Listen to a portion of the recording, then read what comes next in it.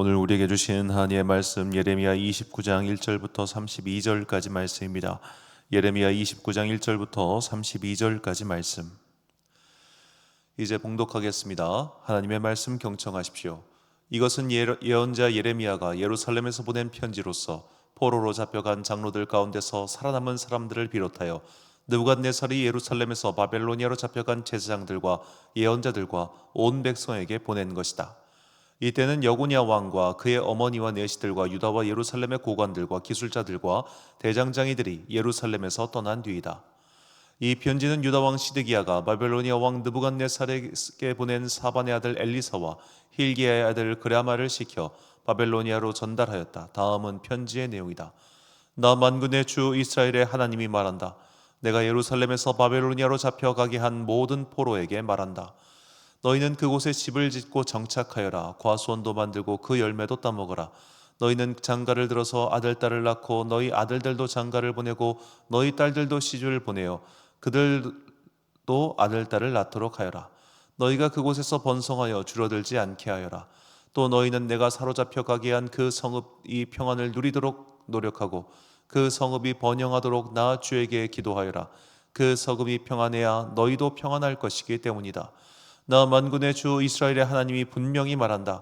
너희는 지금 너희 가운데 있는 예언자들에게 속지 말고 점쟁이들에게도 속지 말고 꿈쟁이들의 꿈 이야기도 고지 듣지 말아라. 그들은 단지 나의 이름을 팔아서 너희에게 거짓 예언을 하고 있을 뿐이다. 그들은 내가 보낸 자들이 아니다. 나 주의 말이다. 나 주가 분명히 말한다. 너희가 바벨로니아에서 70년을 다 채우고 나면 내가 너희를 돌아보아 너희를 이곳으로 다시 데리고 오기로 한 나의 은혜로운 약속을 너희에게 그대로 이루어 주겠다. 너희를 두고 계획하고 있는 일들은 오직 나만이 알고 있다. 내가 너희를 두고 계획하고 있는 일들은 재앙이 아니라 번영이다. 너희에게 미래에 대한 희망을 주려는 것이다. 나 주의 말이다. 너희가 나를 부르고 나에게 와서 기도하면 내가 너희의 호소를 들어주겠다.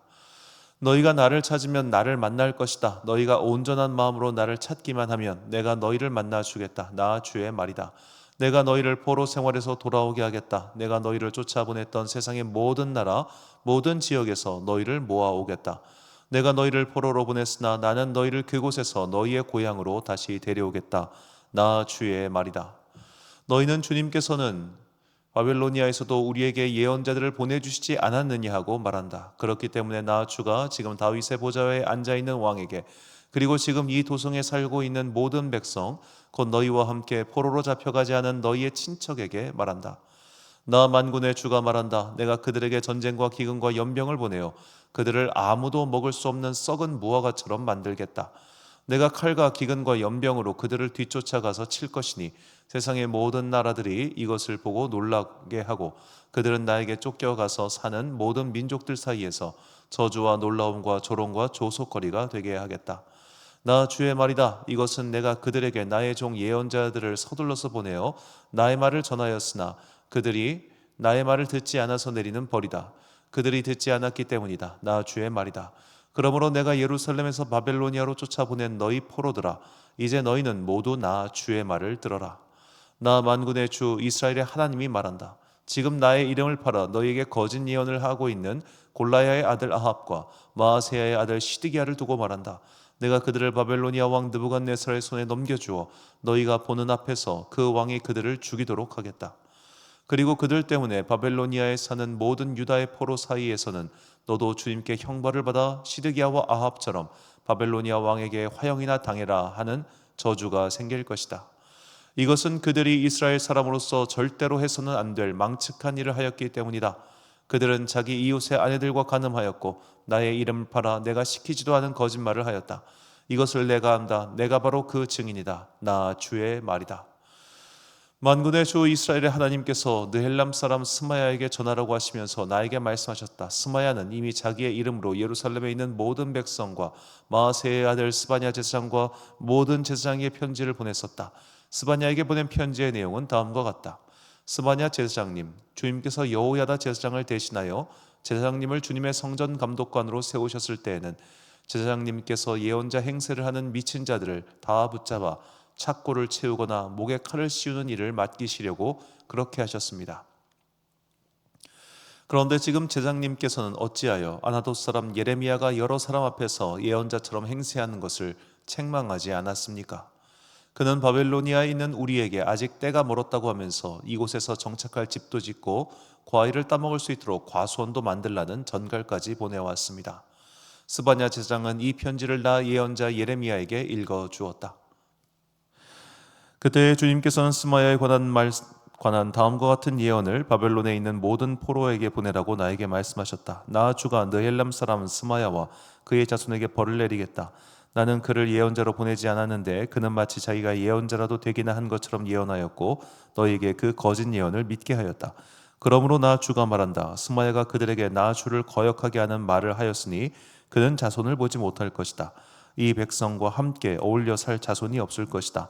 또 내가 지금 내 백성에게 베풀 복을 마련하고 있지만 그의 자손 가운데는 그 복을 누릴 사람이 없을 것이다. 나 주의 말이다. 아멘. 그분의 뜻은 막을 수 없다라는 제목으로 하나님의 말씀 선포하겠습니다. 예레미야서의 주제를 하나만 꼽는다면 거짓 선지자와의 싸움이다라고 그렇게 볼 수 있겠습니다. 어느 시기나 그 마지막 때가 다가오면 혹세무민하는 자들, 사회를 혼란케 하는 자들이 등장하죠. 그런 사람들이 바로 거짓 선지자들이었습니다. 그들은 자신의 욕망을 위해서 혹은 백성들의 환심을 얻기 위해서 이것이 마치 하나님의 뜻인 양 그렇게 말을 하고 다녔었죠. 자, 여기서 거짓 선지자와 그리고 예레미야와 같은 진짜 선지자의 차이가 분명히 드러납니다. 자, 간단히 말하면 거짓 선지자는 내 뜻을 하나님의 뜻보다 우선하는 사람입니다. 자신의 뜻을 먼저 세워두고 그 뜻 아래에 하나님의 뜻을 굴종시키기 원하는 자들이죠. 간단히 말하자면 내가 어떤 계획을 세웠습니다. 그리고 하나님께 이렇게 기도하는 겁니다. 주님, 내가 이 계획을 세웠습니다. 하나님께서 여기에 복 주셔가지고 이 일이 잘 되게 해주십시오. 이게 확장되면 거짓 선지자가 되는 겁니다. 반대로 진짜 선지자는 하나님의 뜻을 내 뜻 위에 둡니다. 그래서 그의 기도는 다릅니다. 주님, 나의 뜻이 당신의 뜻에 부합되게 하여 주옵소서. 내 뜻보다 당신의 뜻이 먼저 드러나게 하여 주옵소서.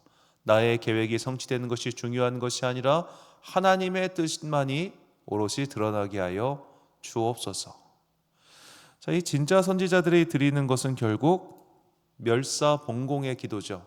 나는 죽고 하나님의 뜻이 드러나는 그런 공적인 것들이 확실하게 드러나는 기도, 그런 삶, 그게 진짜 선지자의 삶이자 기도라는 겁니다. 가짜는 그 반대죠. 자, 오늘 본문은 이제 1차 포로로 끌려간 자들에게 예레미야가 편지를 보냈고 그 편지를 받은 자들 중에서 이 가짜 선지자들이 이런 탄원을 예루살렘에 있는 대제사장에게 드리는 내용입니다. 자, 이 스마야라고 하는 자가 그 여호야다 제사장에게 이런 편지를 보냈습니다. 본문 26절과 27절 말씀. 여호와께서 너를 제사장 여호야다를 대신하여 제사장을 삼아 여호와의 성전 감독자로 세우심은 모든 미친 자와 선지자 노릇을 하는 자들을 목에 씌우는 나무고랑과 목에 씌우는 쇠고랑을 채우게 하시며 오늘 이제 내가 어찌하여 너희 중에 선지자 노릇을 하는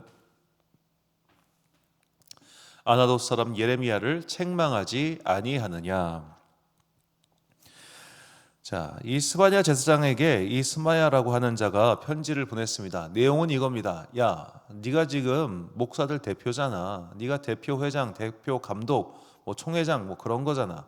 그러면 너 밑에 있는 지금 저 예레미야라고 하는 사람, 제가 지금 이렇게 분란을 일으키고 거짓말을 하고 있는데 쟤 좀 책망 안 할 거야?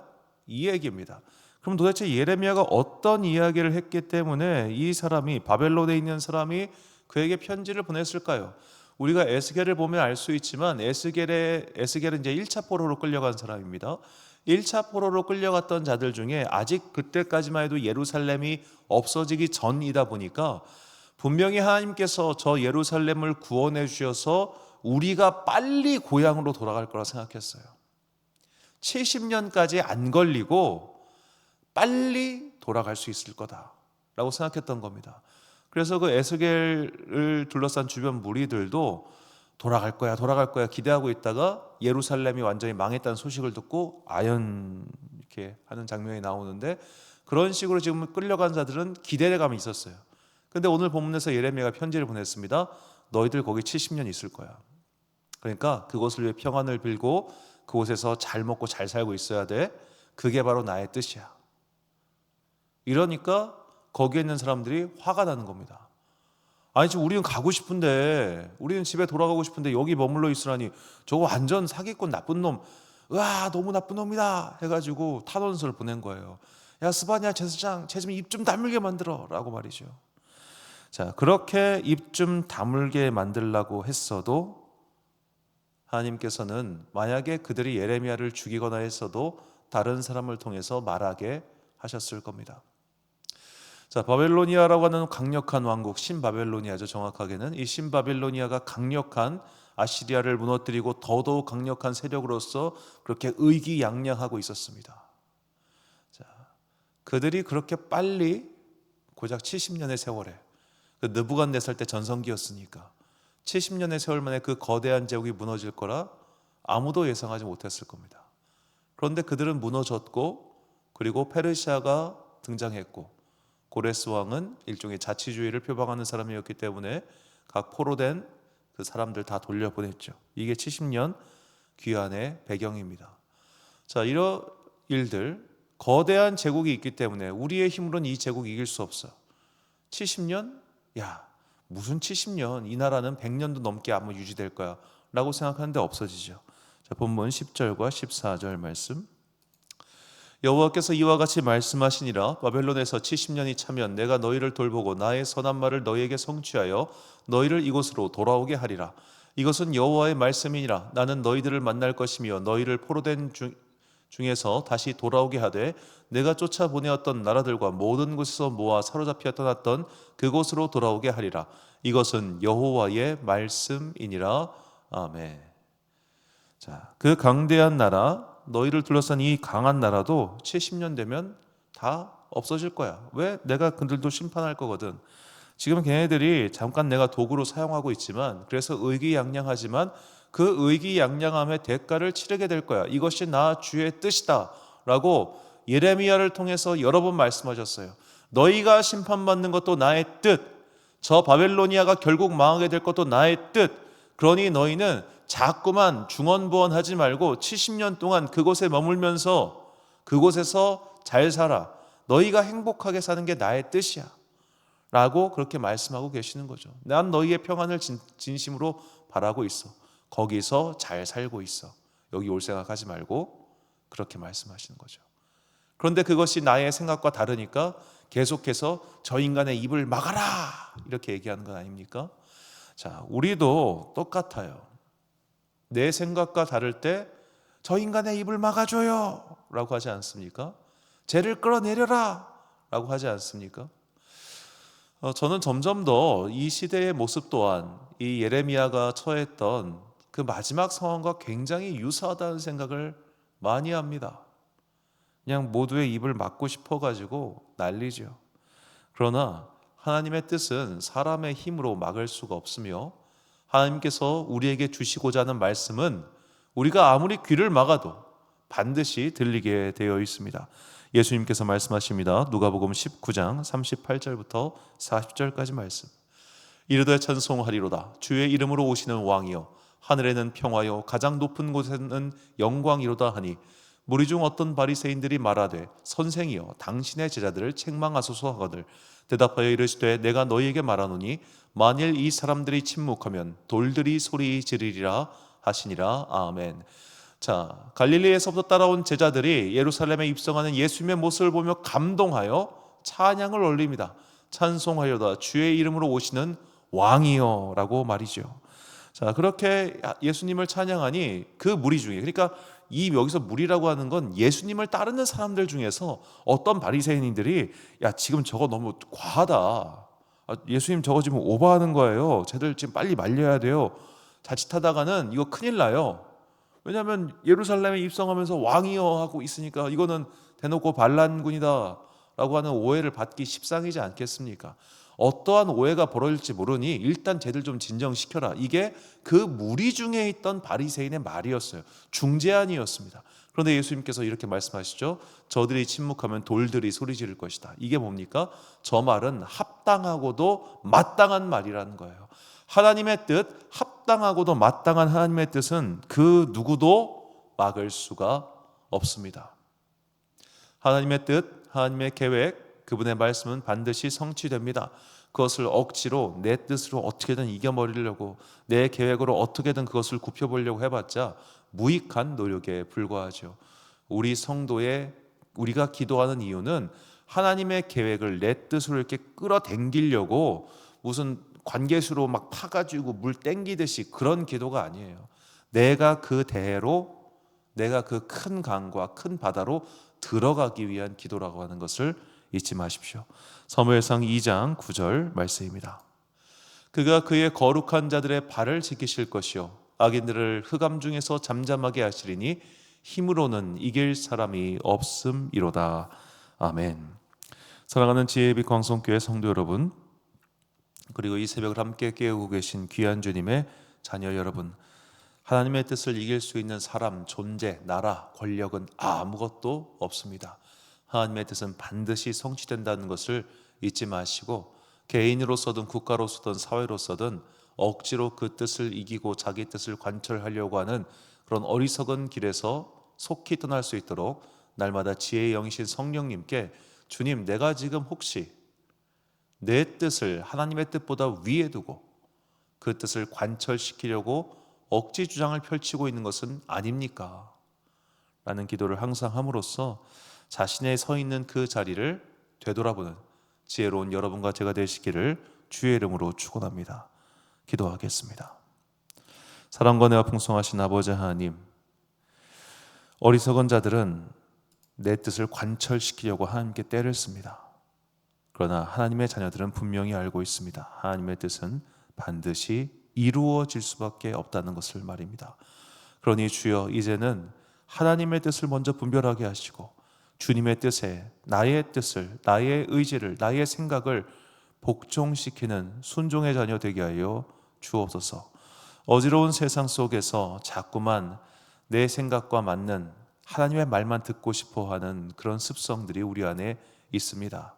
듣고 싶은 것만 들으려고 하고 마음에 맞는 것만 찾으려고 찾아다니는 편식에 치우친 우리 한국교회를 주의 불쌍히 여겨 주옵시고, 이 어려운 시대에 오직 하나님의 말씀만을 따라가며 성경의 확실한 근거를 찾아가는 주의 자녀들 되게 하여 주옵소서. 날씨가 무척이나 춥습니다. 주님께서 따뜻한 성령의 두루마기를 온 백성들에게 내려주시고 이 추위를 잘 견뎌내어 따뜻한 봄의 기쁨을 맞이하게 하여 주옵소서. 오늘 하루도 참 좋으신 우리 주님의 은총과 평강이 모든 주의 자녀들과 함께 하시기를 간절히 소망하오며, 이 모든 말씀 우리 구주 예수 그리스도의 이름으로 기도드립니다. 아멘. 오늘의 기도 제목입니다. 그 누구도 그 무엇도 하나님께서 하시는 일은 막을 수가 없습니다. 하나님의 뜻을 내 뜻에 굴복시키려는 마음을 버리고 내 의지를 하나님의 뜻에 순종하도록 힘써 기도하십시오. 오늘 주신 기도의 제목 가지고 기도와 묵상에 힘쓰는 하루 되시길 바랍니다. 기도하겠습니다.